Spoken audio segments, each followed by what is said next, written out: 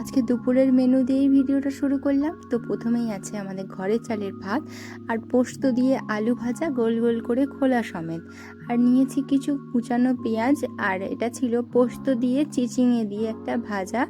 আর ডিম ভাজাটা কিন্তু আমি করেছি বেশ করে পেঁয়াজ দিয়ে, খুব সুন্দর করে লঙ্কা দিয়ে আরে ভেজেছি।